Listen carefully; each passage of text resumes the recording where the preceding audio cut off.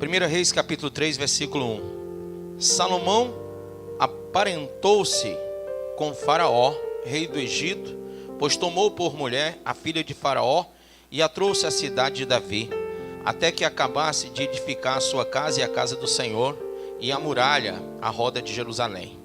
Entretanto, o povo oferecia sacrifícios sobre os altos, porque até aqueles dias ainda não se tinha edificado casa ao nome do Senhor.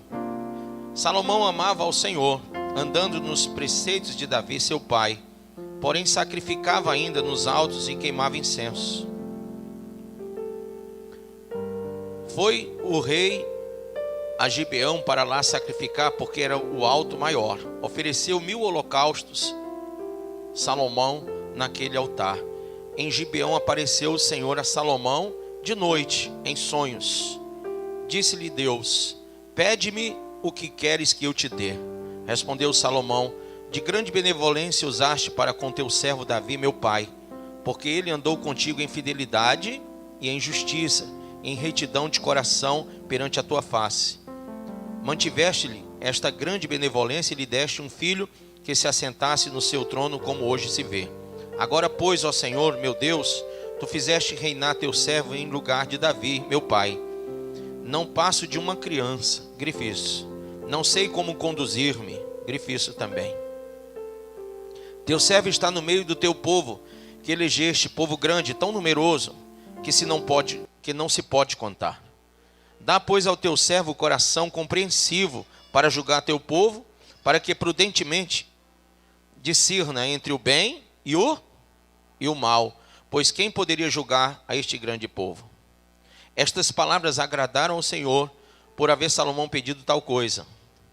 Disse-lhe Deus: já que pediste essa coisa, e não pediste longevidade, nem riqueza, nem a morte dos teus inimigos, mas pediste entendimento para discernires o que é justo, eis que faço segundo as tuas palavras, dou-te coração sábio e inteligente, de maneira que antes de ti não houve teu igual, depois de ti não o haverá. Também até o que não me pediste eu te dou, tanto riquezas como glória, que não haja teu igual entre os reis por todos os teus dias. Se andares nos meus caminhos e guardares os meus estatutos e os meus mandamentos, como mandou Davi teu pai, prolongarei os teus dias. Amém? Põe a mão sobre a Bíblia e diga: Pai, fala o meu coração, me ensina a tua palavra, em nome de Jesus. Pode sentar.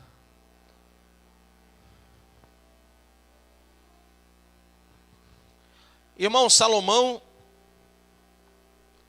ele foi suceder Davi, seu pai. E a Bíblia diz que o Senhor dá a Salomão a oportunidade de fazer um pedido. E a oportunidade não fez de Salomão um oportunista. Eu estava com a minha esposa e um cara me fechou assim no trânsito e pegou minha vaga. E aí olhou para mim e disse: meu filho, você viu isso aí? Eu disse: não só vi, como já hoje, acho que é a 5ª vez que faz isso comigo. Até Carlão estava comigo na hora. E eu, depois conversando com ela, eu disse: o problema das pessoas é o oportunismo. Elas acham que elas podem oportunamente ludibriar, enganar ou tomar aquilo que não é delas, aquilo que não faz parte delas. Se elas tiverem uma oportunidade, em vez de ela escolher o bem, escolhe o mal. Mas Salomão teve uma oportunidade de escolher, e ele escolheu o que era justo. A Bíblia diz que ele pediu a Deus que lhe desse sabedoria, que lhe desse discernimento entre o bem e o mal. Amém? Isso é um traço, irmão, de alguém que quer realmente levar algo com Deus para frente. Alguém que pretende ter relacionamento com Deus. Porque o desvio ético, moral, espiritual que Davi cometeu nos seus dias fez com que Davi sofresse durante algum tempo, padecesse durante algum tempo as escoriações do seu pecado. Salomão, percebendo que o seu pai havia cometido um erro, mesmo vendo no seu pai um homem de Deus, ele disse: Senhor, eu quero andar como andou o meu pai, mas eu quero sabedoria, porque o teu povo é grande. Eu quero discernir entre o que é certo e errado, para poder julgar a causa de todas as pessoas. Eu fico pensando no coração desse homem nessa hora. Por que que a Bíblia diz que ele amava o Senhor e andou nos preceitos de Davi? Não é que Davi fosse um cara perfeito, mas procurou viver em retidão. Se você analisar o Salmo de número 51, olha o que Davi diz: compadece-te de mim, ó Deus, segundo a tua benignidade, e segundo a multidão das tuas misericórdias, apaga as minhas transgressões. Você sabe quando foi que Davi escreveu isso aqui? Assim que ele teve o seu pecado revelado pelo profeta Natã. Assim que ele caiu em desgraça com Batseba. E ele diz: e segundo a multidão das tuas benignidades, apaga as minhas transgressões, lava-me completamente da minha iniquidade e purifica-me do meu pecado. Pois eu conheço as minhas transgressões. Quem conhece as suas transgressões? E o meu pecado está sempre diante de mim. Não adianta a gente pensar que a gente vai ter relacionamento com Deus sem discernir entre o bem e o mal. Por isso que Salomão ele está dizendo: Senhor, eu quero discernir muito bem as coisas. Eu quero andar como Davi, meu pai, andou, discernindo, entendendo. Davi não só entendeu, como Davi escreveu sobre.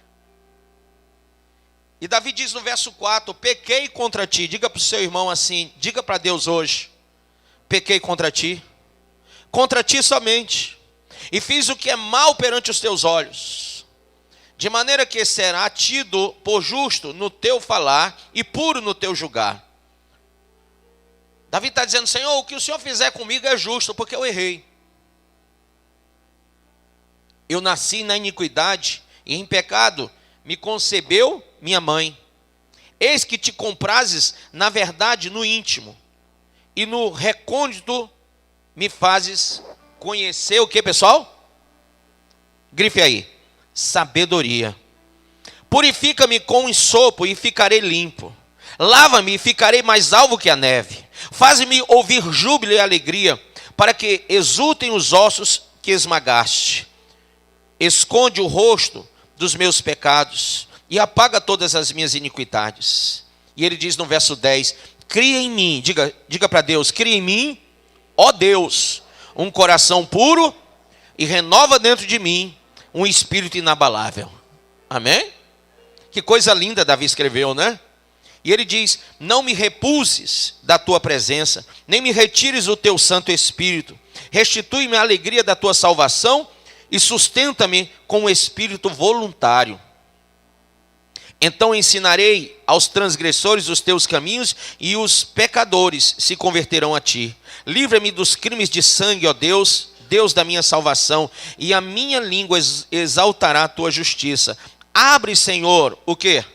Os meus lábios, e a minha boca manifestará os teus louvores. Pois não te comprazes em sacrifício, do contrário, eu te os daria.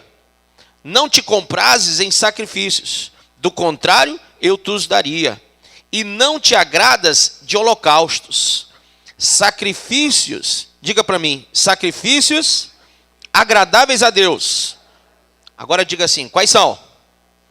São o espírito quebrantado e o coração compungido e contrito. Isso Deus não desprezará. Amém? Então, Davi escreveu esse salmo aqui no momento da aflição, mas um salmo de renúncia ao pecado, um salmo em que ele passa para o seu filho, e ele passa para o povo de Israel o que é ser remido, o que é ser purificado. Da onde vem a purificação, da onde vem a remissão. Um salmo de renúncia ao pecado, um salmo de reconhecimento de pecado. Davi foi autor de muitos salmos, de muitos louvores a Deus. Nós cantamos alguns hinos de Davi sem percebermos que estamos cantando muitas vezes. Mas Davi, no auge do seu pecado, ele percebe o tamanho da sua transgressão e ele se volta para Deus. Sabe, irmão, pecar, todos pecam. A Bíblia diz: porque todos pecaram e destituídos foram da glória de Deus. Davi também pecou.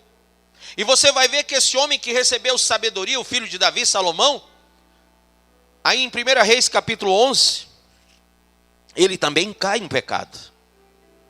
Porque ele entra em prostituição com várias mulheres. Versículo 1 diz: ora, além da filha de Faraó, que era a mulher dele, que ele casou, amou Salomão muitas mulheres estrangeiras, moabitas, amonitas, edomitas, sidônias, etéias, mulheres das nações de que havia o Senhor dito aos filhos de Israel: não caseis com elas, nem casem elas convosco. Por causa desse mau exemplo aqui de Salomão, o povo de Israel depois vai passar por um problema muito sério. Muito sério, irmãos. Na época de Esdras, o sacerdote, a casa cai, né? O negócio fica difícil. Porque o povo se misturou com muitas mulheres de outras nações e com muitos deuses dessas mulheres das outras nações. E um dia, o povo vendo que estava tudo em desgraça, disseram: olha, o que tu disseres para nós, nós vamos fazer. E Deus fala ao coração de Esdras. Esdras se dobra ao chão. Ele padece em ter que responder aquilo, mas ele tem que falar. E ele diz: olha, vocês vão despedir as mulheres e os filhos das mulheres com quem vocês se uniram, as quais são de outras nações e servem a outros deuses.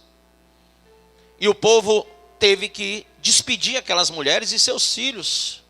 Você sabe a mesma situação que Abraão teve que passar com Agar? Teve que despedir Agar e Ismael. E naquele dia, quando Agar vai embora, eu sei que o coração de Abraão não estava bem. Afinal de contas, o filho dele estava indo embora com ela. Mas Deus conforta Agar e também conforta o pai Abraão.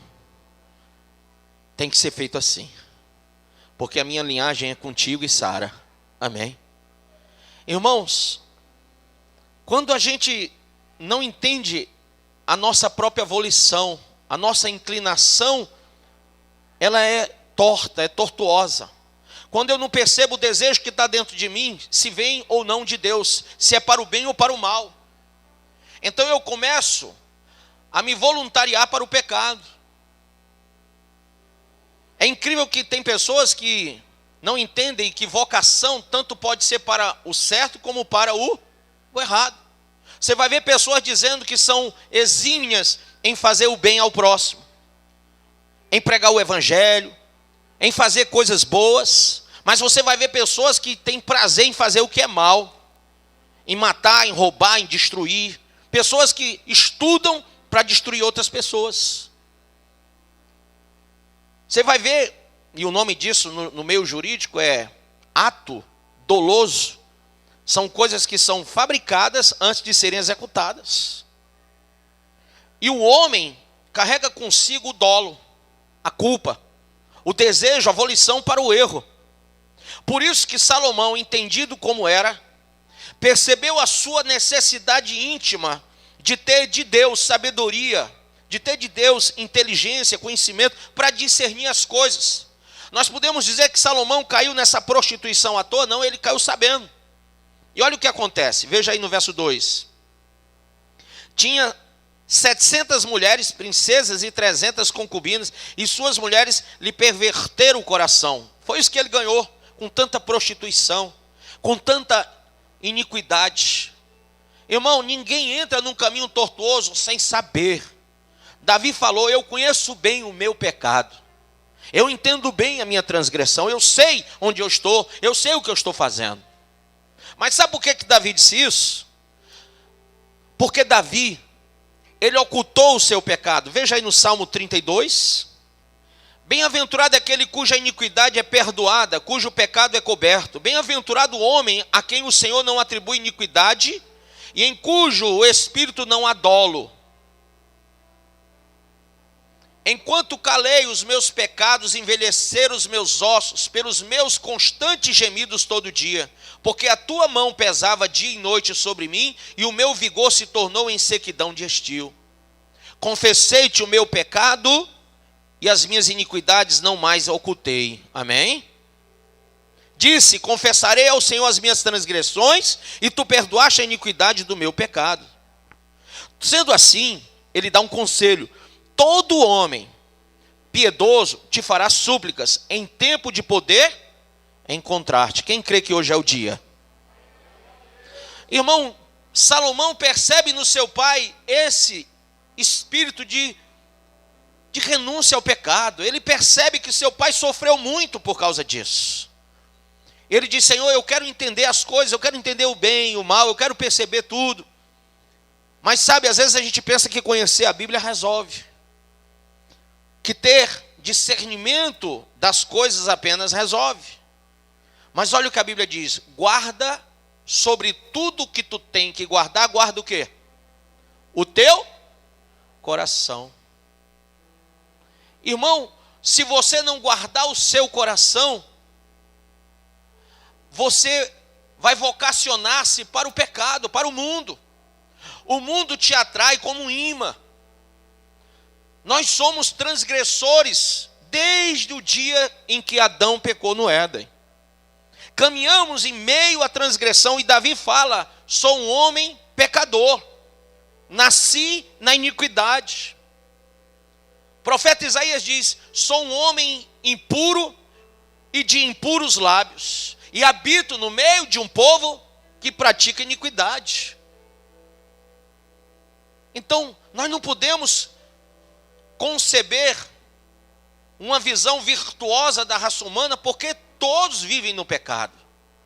E o problema, amados, é que nós temos a mania de acharmos que vamos conseguir julgar a nós mesmos ou ao próximo, quando na verdade Jesus falou que quem nos julgará é a própria palavra de Deus. Nós temos que estar preparados para esse dia. Nós temos que estar preparados para o juízo de Deus, para o dia em que o Senhor vai cobrar de nós uma atitude mais honesta de tudo aquilo que Ele nos deixou para fazer. Amém ou não amém? Abra, por favor, em Romanos 2. Enquanto você abre, imagine bem o que pode derrubar um homem cheio de sabedoria como foi Sansão, ou como foi Salomão. Imagine o que pode derrubar isso, um homem desse. O que fez esse homem se desvirtuar, tendo ele inteligência, sabedoria e discernimento de Deus. A mesmíssima coisa que acontece com cada um de nós. A ausência de uma liderança espiritual é uma coisa basilar. Diga: ausência de uma liderança espiritual. Já eu falo sobre isso. Grifa aí, diz para o irmão: ausência, hein, irmão? Romanos 2, quem abriu? Posso ler? Então vamos ler aqui essa tradução, vamos lá. Romanos 2. Portanto, és inexcusável ao homem qualquer que sejas, quando julgas, porque te condenas a ti mesmo naquilo em que julgas a outro. Então, se você julgar o outro, você não tem desculpa, porque Deus vai te cobrar. Uma vez que você está emitindo juízo de valores ao outro, Deus te julgará pelos mesmos juízos que você pratica com o outro. Pois tu que julgas, praticas o mesmo. Alguém aqui não peca? Alguém aqui não erra? Alguém aqui pode jogar pedra no seu irmão? Então, se nenhum de nós podemos lançar pedra, não somos capazes de julgar ninguém. Amém? E ele diz: e bem sabemos que o juízo de Deus é segundo a verdade, contra os que tais coisas praticam. E tu, ó homem, que julgas os que praticam tais coisas, cuidas que fazendo-as tu, escaparás ao juízo de Deus? Então, cuidado, irmão, para você não entrar no espírito de juízo sobre os teus irmãos, sobre a tua casa. Eu já vi muitos casos de maridos que têm assim um ciúme horrível de sua esposa, mas é assim uma coisa que a mulher não pode botar o dedo fora de casa. E aí eu chamo o cidadão para conversar. Eu digo: meu irmão, qual é o medo que você tem? E eu falo tranquilo, porque eu não tenho ciúme da minha esposa. Qual o medo que você tem? Ah, eu acho que ela está me traindo, ou que ela quer me trair. Eu disse: amado, me diz uma coisa, tu já traiu tua esposa? Pastor, o senhor sabe, eu sou homem. Não estou perguntando se tu é homem. Quero saber se tu já traiu tua mulher, macho. Aí ele diz assim: sabe aquela cara de sem vergonha, de safado? Todo homem faz isso. Eu disse: então nós estamos discordando nisso, porque eu sou homem e não faço. Eu não traio minha esposa. E aí? Então o teu mau caratismo te leva a julgar a tua mulher pelo próprio conceito que tu tem de ti mesmo. Tu que julga o outro e pratica, vai ser julgado por Deus. Irmãos, quantos casamentos não teriam se desfeito, quantos relacionamentos não teriam se acabado se houvesse confiança? Mas as pessoas, elas são tão injuriosas, elas querem julgar o outro por causa do seu próprio coração. Abra, por favor, Romanos 14, verso 4. Quem és tu que julgas o servo alheio? Para seu próprio Senhor ele está em pé ou cai, mas estará firme, porque poderoso é o Senhor para o firmar. Um faz diferença entre o dia e dia, mas outro julga iguais todos os dias. Cada um esteja inteiramente convicto em sua própria mente. Aquele que faz caso do dia, para o Senhor faz. E quem come, para o Senhor come, porque dá graças a Deus. E quem não come, para o Senhor não come, e dá graças a Deus. Porque nenhum de vós vive para si, e nenhum morre para si. Pois se vivermos para o Senhor, vivemos. Se morrermos, para o Senhor morremos. De sorte que quer vivamos, quer morramos, somos de quem? Somos do Senhor. Porque foi para isto mesmo que Cristo morreu e tornou a viver, para ser Senhor tanto de mortos como de vivos. Mas tu, por que julgas a teu irmão? Ou tu também, por que desprezas teu irmão? Pois todos havemos de comparecer ante o tribunal de Deus. Porque está escrito: por minha vida, diz o Senhor, diante de mim se dobrará todo joelho e toda língua louvará a Deus. Assim, pois, cada um de nós dará conta de si mesmo a Deus. Amém, amados? Então nós temos que ter muito cuidado com isso aqui. Corre aí comigo, por favor, no livro de 1 Coríntios, capítulo de número 11, verso 31 diz: mas se nós nos julgássemos a nós mesmos, não seríamos julgados. Amém? Quando, porém, somos julgados pelo Senhor, somos corrigidos para não sermos condenados com o mundo. Então, tem gente que tem medo de ser julgado por Deus, mas é para que você não seja condenado junto com o mundo. Mas se você julgasse a si mesmo, não seria condenado. Em vez de você julgar o outro, julgue-se a si mesmo. Olhe para dentro de si. Em vez de você julgar sua esposa, seu marido, olhe para você. E aí, amados, Salomão, ele pede discernimento a Deus, ele pede entendimento a Deus, ele pede sabedoria a Deus, porque ele já tinha visto o passado e ele tinha dito: eu não quero me desvencilhar de Deus. Mas as coisas acontecem assim. As coisas vão acontecendo porque a gente perde o foco. Uma liderança espiritual poderia ter feito uma grande diferença na vida de Salomão. Davi, logo no início da sua carreira, ele teve o profeta Samuel, que depois morreu. Mas ele teve um período com Samuel para entender as coisas de Deus, para ser ungido por Deus, para ser abençoado por Deus. Salomão deveria ter buscado mais o Senhor naquelas horas, por não ter uma liderança talvez mais eficaz na vida dele. Coisa que muitos não gostam, né? Uma liderança eficaz, uma liderança que segura as rédeas, que puxa na hora certa, que só solta quando é devido. Tem gente que diz: não, eu quero uma igreja bem liberal. Eu quero uma igreja que me deixe à vontade, que o pastor não fique me cobrando nada. Amado, Salomão foi por um caminho tortuoso, porque apesar de tudo que ele tinha recebido de Deus, ele não tinha essa liderança. E é uma coisa tão certa que lá no Êxodo, abra aí capítulo 32, você vai ver que o povo se desviou porque não tinha uma liderança. Sabe o bezerro de ouro? O povo não tinha mais Moisés no meio deles. Moisés tinha subido para o monte, 40 dias no monte, e o povo disse: esse homem morreu. Como é que uma pessoa passa 40 dias no Sinai? Como é que uma pessoa passa 40 dias no monte sem comer e sem beber? Talvez até tendo que beber, mas o que comer, acho que ele não tinha mais, não. Porque comida estraga e acaba. E era muito tempo, irmão. E o homem era velho. E o monte era alto. E o tempo era muito grande. Então todos pensaram: esse tal Moisés morreu. Eles não tinham mais liderança. E quem perde uma liderança eficaz, quem perde o exercício, diga, quem perde o exercício de uma liderança eficaz, de uma liderança eficiente, perde a noção da sua comunhão com Deus. Aquilo que a gente mais tem preconceito, aquilo que a gente mais busca não ter, é o que é mais notório e o que mais preciso é para a nossa vida cristã. Tem filho que reclama que o pai e a mãe puxam a orelha, que o pai e a mãe cobram, que o pai e a mãe mandam estudar, que o pai isso, que aquilo, que não deixa ir para todo canto. Irmão, isso é muito importante para que você cresça como um verdadeiro cristão. Olha como a nossa sociedade está perdida. Pais e mães liberais. Filhos que se prostituem dentro de casa, né? Os filhos que entram em ideologia de gênero aí. Homem com homem, mulher com mulher. Lá em Romanos fala que cometendo torpeza, né? Imagina isso.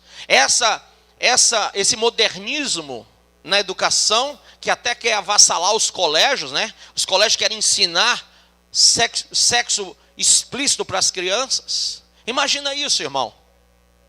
Imagina isso. Eu sou de uma época que a gente não via nada, nem TV. A gente não via ninguém assim, ninguém pelado, coisa nenhuma. A gente abria a televisão até certa hora, depois que acabava o pica-pau, meu amigo, esse programa não pode ser visto por menores de tantos anos.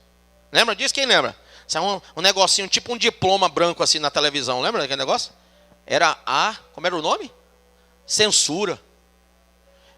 Este programa é censurado para menores. A mamãe dizia logo: dormir. Chega, dava uma coisa, eu queria ficar acordado, porque eu nunca gostei de dormir cedo. E ela dizia: dormir. Não é para você não. E a gente cresceu tendo essa liderança eficaz. A diferença de ser eficiente e eficaz é muito grande. O eficiente, ele faz bem o que faz. O eficaz sabe o que está fazendo. A minha mãe, ela foi muito eficaz. Ela sabia o que tinha que fazer. Meu pai sabia o que tinha que fazer. E fez com eficiência, porque nós nos tornamos cristãos. Qual é a perspectiva que os crentes hoje têm de seus filhos serem imitadores de Cristo? Qual é a perspectiva, irmão? Você quer ter filho? Aí você diz assim: rapaz, eu, sinceramente, hoje está complicado botar filho no mundo. Quem concorda? E por quê? Porque as pessoas precisam dessa liderança que Salomão precisou muito, mas não buscou. Ele até tinha gente lá de Deus, mas ele não buscou. E a segunda coisa, más associações. Você vai ver que ele se associou com mulheres de várias nações. Quando a gente começa a ter amizade com o mundo, a gente se torna inimigo de Deus. Isso é um passo para o desvio. Ah, mas fulano é meu amigo. Amigo, meu irmão. Amigo meu é quem me leva para o céu. Amigo meu é quem me edifica, não quem me destrói. Rapaz, vamos ali conversar um pouquinho, aí leva para um bar. Isso é lá amizade, meu filho. Nós temos que ter um conceito melhor, uma formatação melhor do que seja amizade para nós.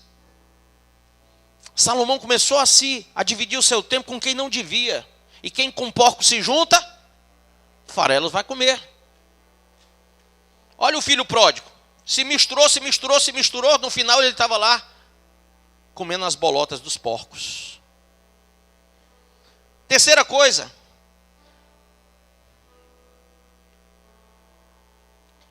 Abra aí em 2 Crônicas, no capítulo 25, verso 2, fala do rei Amazias.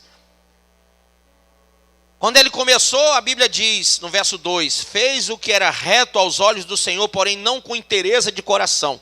No versículo de número 14, olha a queda do cara.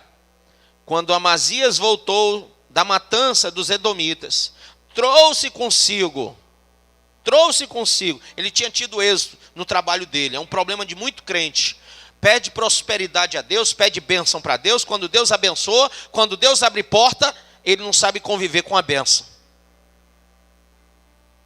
Quando começa o bolso dar uma enxadazinha de dinheiro, ele começa a querer se desviar para tomar cachaça. Sim ou não? Não se segura quieto na bênção. Não consegue andar na luz como o Senhor na luz está. E aí o rei Amazias está em vitória, em vez dele voltar mais crente, mais fervoroso, mais observador de Deus, ele volta desviado. Então eu fico preocupado com um crente que busca a vitória o tempo todo. Irmão, de vez em quando, vê se tu busca uma derrota também. Ai, pastor, eu tenho pavor à derrota. Eu não nasci para derrota, eu não sei o que para derrota, porque quem está com Jesus está com tudo, e com não sei o que. Meu irmão, para com isso. Jargão gospel. Quer uma boa para você entender? A Bíblia diz que a sabedoria repousa na casa do luto e não na casa das festas. Porque lá na casa do luto a gente pensa, a gente senta, a gente baixa a cabeça, a gente fica pensando o que é que aconteceu, o que foi que eu fiz. Por que fulano morreu? Por que eu não preguei para ele? Na casa da festa é só diversão, ninguém para pensar. Então, essa igreja que busca festa, o culto tem que ser uma festa, o culto tem que ser divertido, tem que ser, chacoalhado. Querido, quem busca sabedoria, conhecimento, inteligência, quem busca entendimento, discernimento espiritual, não pode estar gritando, pulando e sacudindo. Tem que estar dobrando o joelho e ouvindo o Senhor. É em contrição que nós aprendemos. É em profundo pesar que nós entendemos as coisas. É quando eu estou pesando mesmo, cada ato meu, é que eu consigo perceber quem eu sou e digo, miserável homem que sou. Salomão recebeu tudo o que recebeu, mas ele não sabia ainda quem era. Até o dia que no capítulo 11, Deus puxa o véu, puxa a máscara e diz, agora Salomão, você não vai ter mais longevidade no teu reino. Você não vai mais como Davi, como eu fui com Davi, eu não serei mais contigo. Teu reino vai acabar, mas não de todo. Vou deixar o teu reino continuar só ali, aqui pertinho, aqui em Judá. Mas o resto, você vai perder. Não nos teus dias, mas nos dias dos teus filhos. Você vai perder. Sabe por que você vai perder? Porque você perdeu quando você deixou de me servir lá atrás. Talvez você diga assim, pastor, isso foi terrível. Foi não. Foi isso que salvou a alma de Salomão. Foi isso que fez Salomão parar e pensar. Foi esse puxão de orelha de Deus que fez Salomão, eu creio, escrever vários provérbios que hoje servem de ensino para nós. Porque Salomão foi entendendo tanta coisa. Ele diz em um dos seus provérbios, vaidade, tudo é vaidade. Tudo é vaidade. Ele percebeu quão vaidoso ele era. A sua vaidade fez-lo fazer tantas coisas ruins diante de Deus.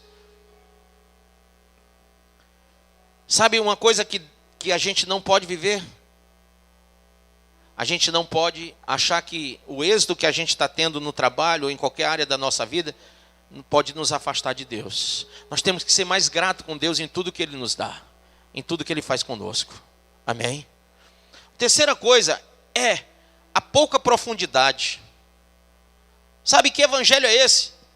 Tão raso, que qualquer coisa você diz, vou largar tudo. Sim ou não? É um evangelho tão raso que hoje o marido largar a esposa é a coisa mais fácil do mundo.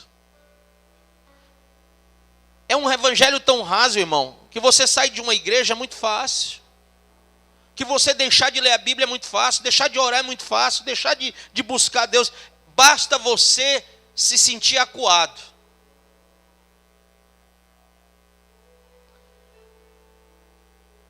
Estes crentes são aqueles que Lucas, Jesus falando uma parábola das sementes, lá no verso 13 do capítulo 8, ele diz: os que estão sobre a pedra são os que, ouvindo a palavra, a recebem com alegria, mas como não têm raiz, apenas creem por algum tempo e na hora da provação se desviam. Quem entendeu isso? Quem já se desviou em horas de provações? Não é? Sim? Quem já sentiu que já estava com o pé fora? Aí vem alguém e diz assim, me dá a mão. Ei, volta. O nome desse cara é chamado pastor da ovelha. Quem assistia aquele filmezinho que tinha uma ovelhinha, que ela gritava, é o lobo, e o pastor vinha lá e pegava um cajadozinho lobo, né? E puxava o lobo das ovelhas e botava a ovelha para dentro do pasto. O pastor fica toda hora chamando a ovelha para voltar para o pasto. Já notou isso? Hoje a gente tem mais trabalho para chamar vocês para a igreja do que para trazer gente de fora. Não é? A gente precisa multiplicar o pasto, multiplicar as ovelhas. Até estou pensando em pegar a receita de Jacó, né, para multiplicar lá. Porque, irmão, é tão difícil. É tão difícil a gente multiplicar as ovelhas, porque toda hora as ovelhas querem deixar o pasto, quando na verdade elas deviam encher o pasto de filhos e filhas. Nunca ouvi um pastor gerar uma ovelha, vocês já viram? Um dia que vocês virem isso, vocês me avisam que eu vou lá, porque eu quero gravar, filmar esse negócio. Um homem gerando um bicho. Pastor cuida de ovelha. Quem gera ovelha é ovelha. Mas é um bicho difícil, né? Porque eu conheço o que é criar ovelha, irmão. Já vi muitas criações de ovelha. E sabe o que é que elas fazem? Quando o pastor, ele dá um grito, elas correm para onde ele está. Elas seguem o pastor. Ovelha que é ovelha, anda bem pertinho do pastor. Mas tem aí alguém que diz assim, eu sou ovelha, mas parece um bode, porque só quer andar distante. Ah, querido. Desvio, diga desvio. Se dá porque o teu evangelho é raso. E evangelho raso desvia qualquer um. Outra coisa, é uma vida vazia. Se você não se ocupa das coisas de Deus, e eu digo isso, porque eu fui 10 anos solteiro antes sou pastor solteiro antes de me casar com a minha esposa, que hoje eu sou casado há 14 anos. Naqueles 10 anos eu sofri as maiores tentações e provações que um ser humano pode sofrer. Porque em cima do altar, pregando o evangelho, expulsando demônio, curando enfermo, meu irmão, o diabo era toda hora tentando me derrubar do altar. Eu não conto as vezes que eu tive, sabe, chegava bilhetinho para mim, telefone fonado, na época tinha um negócio de telefone fonado, né? E eu só tá amarrado em nome de vai para lá, bicho velho, Satanás do clube. Mas Deus sabe o que eu passei durante 10 anos. O celibato que eu tive que declarar durante 10 anos. E eu me declarei 10 anos celibatário porque eu tinha um alvo maior, que é Cristo. Um chamado e uma vocação na qual eu me inclinei espiritualmente para ser obediente ao meu Deus. Sabe, tem gente que quer adorar o Senhor com a própria vida. Não é só de boca, não. Tem gente que quer se doar ao Senhor de todo o seu coração mesmo. Aí você diz, esse cara não é homem, como é que esse cara aguenta ficar sem mulher? Ele tem nele uma lei que é mais forte e que habita nele, a lei do Espírito e da vida. Foi isso que Paulo fez, irmão. Ele vivenciou essa realidade. Eu vivenciei 10 anos, eu sei o que é ser pastor solteiro. Eu estava dizendo para um irmão aqui da igreja que naqueles 10 anos eu acho que eu era muito mais crente, mas muito mais crente do que eu sou hoje. Verdade.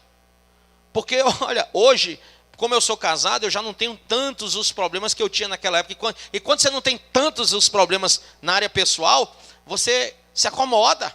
E naquela época não, eu acordava já dizendo glória a Deus e falando em língua, meu amigo.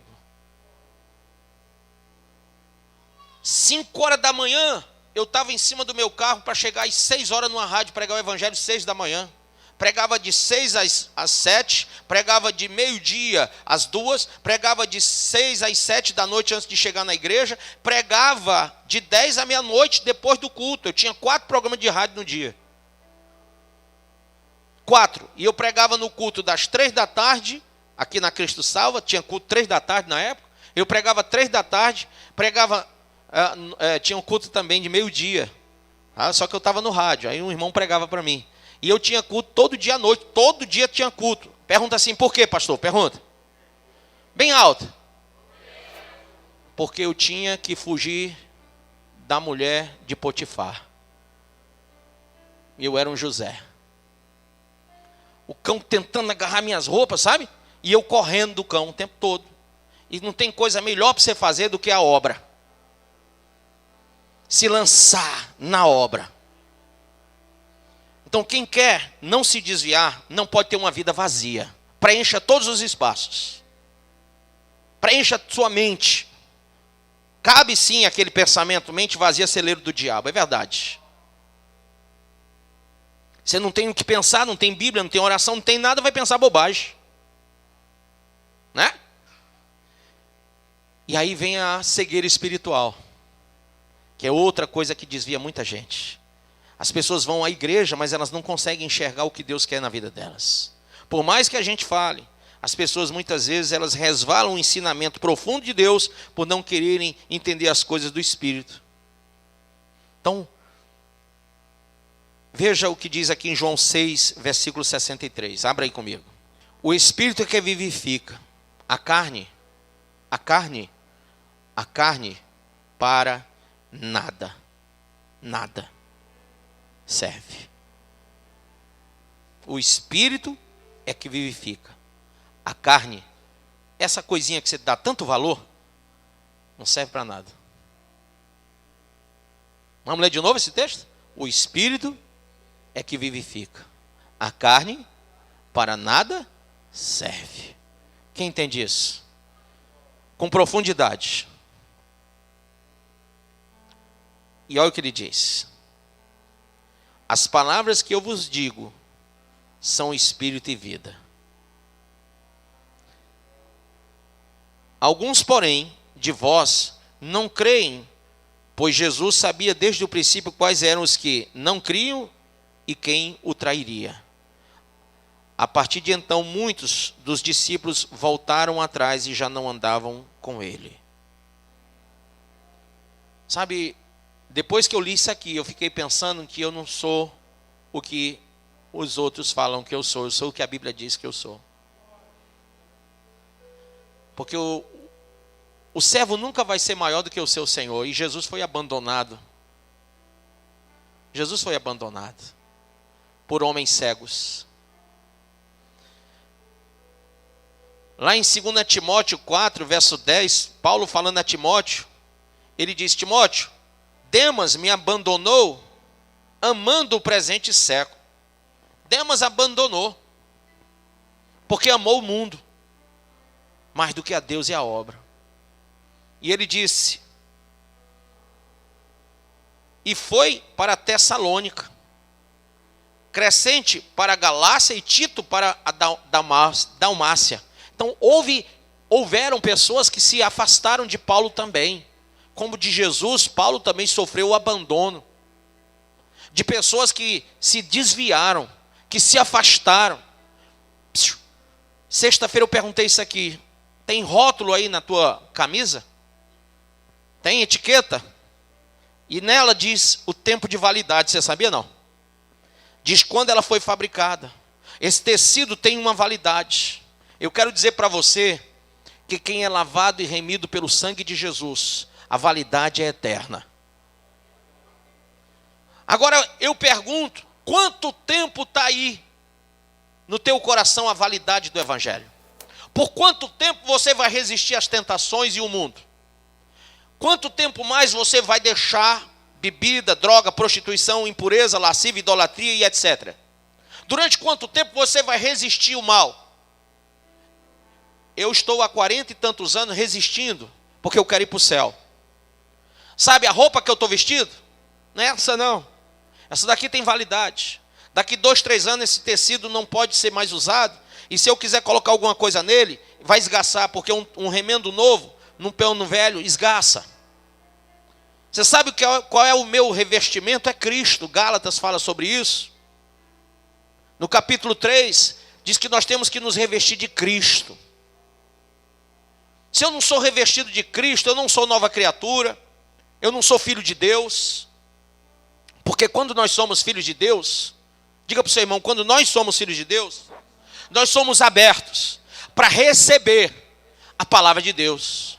Sabe, irmão, quando você abre uma televisão, você liga lá a televisão, você fica ali ligado, a pessoa fala com você, você nem ouve. Alguém diz, desliga esse negócio aí para ver se eu converso contigo. Você diz, não, agora eu não quero conversa não, agora eu estou assistindo minha televisão. Tu imagina um cristão vitorioso, um filho de Deus é aquele que abre a janela do coração para receber a Deus. As janelas estão abertas para receber a bênção do Senhor, para receber a graça, a palavra, o ensino, a sabedoria, o entendimento. Salomão recebeu de braços abertos, de janela aberta, de coração aberto, mas depois ele fechou essa janela.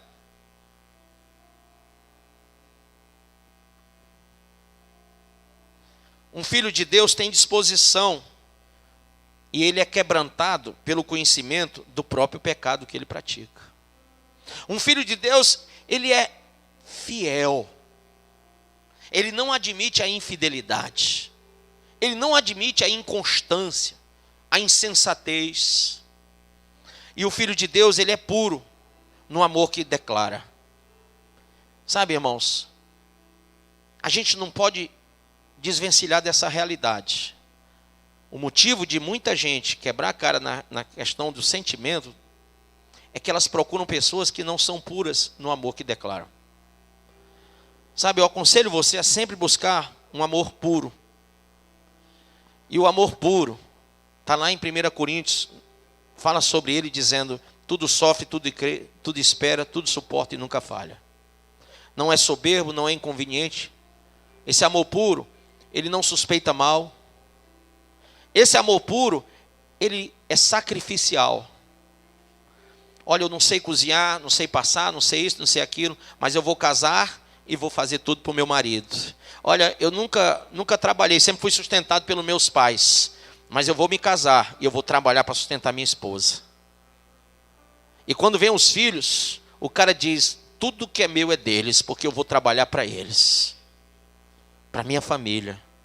Você se volta para um amor puro, uma declaração de um amor puro. Amém? Diga assim, quando eu sou filho de Deus, eu tenho sinceridade ao me aproximar de Deus. Abre em Hebreus 10, vamos terminar com isso. Ninguém, nem Salomão, nem Davi, ninguém mesmo, irmão, consegue se aproximar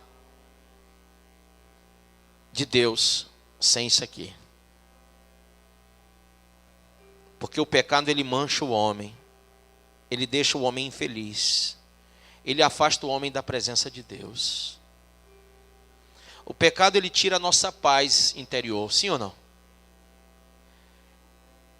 Ele escandaliza a nossa família, nossa igreja, escandaliza. Ele nos escandaliza, sabe? Quando eu, como Davi, compreendi o meu pecado e a minha transgressão, eu fui escandalizado por mim mesmo. Eu passei a não confiar mais em mim. Alguém confia em si mesmo aí? Você confia em você? Eu não. Eu não me confio.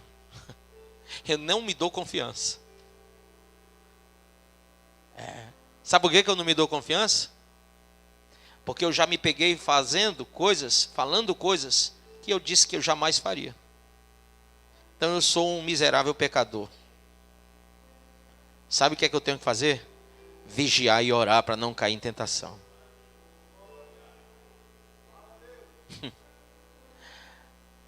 Pastor, fulano é um bom caráter. Mas isso não quer dizer que ele não possa cair. Sabe, eu não estou aqui, eu tenho que julgar a mim mesmo. E eu queria que cada um agora pensasse em si mesmo. Olhasse para si mesmo. Uma das coisas que a gente faz só uma vez por mês, quando a gente vai entregar ceia, né? Examine-se o homem a si mesmo. Mas se você se examinar todo dia, você vai encontrar em você coisas que são escabrosas. Que você vai se escandalizar em dizer, mas eu? Como é que eu... Como que eu digo que eu sou cristão? Eu sou tão egoísta, eu passei por uma pessoa e não ajudei ela. Eu tive um dia de oportunidades para pregar o evangelho e não preguei. Como que eu digo que eu sou cristão quando eu vejo pessoas com fome e não estendo a mão?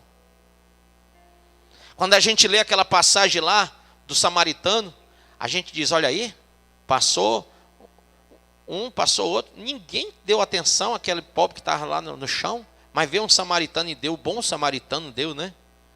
Aí você olha para aquilo ali e julga os outros dois, em vez de você julgar você mesmo, que todos os dias você tem oportunidades de ajudar o próximo, você não ajuda. Não é verdade? Então vamos olhar para dentro de nós. O nosso desvio moral, espiritual, ético é grande. Nós estamos tão distantes dos rios de águas vivas. E é pela graça de Deus que, apesar da nossa distância, era muito grande. Aí o Senhor disse, eu sou o caminho, a verdade e a vida. Vocês vão vir por mim aqui e vão chegar ao Pai. Porque de outro jeito vocês jamais chegariam. Vocês não têm capacidade própria de chegar lá. Eu tenho que levar vocês até lá. E Ele nos transportou para o reino do Filho do seu amor. Ele nos transporta. Ele nos translada das trevas para a luz. Eu não sou capaz de sair de um canto para o outro. Mas o Senhor, Ele faz essa obra misericordiosa na nossa vida. Amém? Cheguemos-nos com verdadeiro coração. É isso que você tem que fazer agora. Inteira certeza de fé. Coração purificado de má consciência. O diabo está te acusando, eu sei. Mas agora, você vai purificar teu coração na presença de Deus. O sangue do Cordeiro, a palavra, vai te lavar. Sabe, irmãos, o Evangelho da Graça faz isso com a gente. O Evangelho da Graça não diz que você não é pecador, ele diz que você é. Ele não fala que você não vai ter juízo, ele fala que vai haver juízo sim. Só que, se você julgar agora a você mesmo, hoje aqui na igreja, você não será mais condenado com o mundo. O Evangelho da Graça, ele vem exatamente para confrontar você com você mesmo. Para mostrar quem é você para você. Se você for homem e mulher de Deus capaz de encarar quem você é, você vai se achegar a Deus com um coração verdadeiro, com inteira certeza de fé, com um coração purificado de má consciência, com um corpo lavado com água limpa, que é a palavra de Deus, retendo inabalável a sua confissão na esperança, porque Deus é fiel para cumprir a promessa. Amém? Você acabou de ouvir essa poderosa ministração da palavra de Deus. Eu creio que sua vida foi abençoada. Eu quero que você ore comigo, profetizando sobre a sua vida a salvação que vem de Cristo Jesus. Ore conosco. Deus Pai, em nome de Jesus, nós te agradecemos por esta palavra. E que o Senhor possa abençoar a vida de cada um que nos viu, que nos ouviu nesse dia. Deus Pai, em nome de Jesus, que esta pessoa esteja agora entregando a sua vida, recebendo a salvação que vem do Senhor. Pois assim, Pai, nós profetizamos salvação, cura, libertação, em nome do Pai, do Filho e do Espírito Santo de Deus. Amém.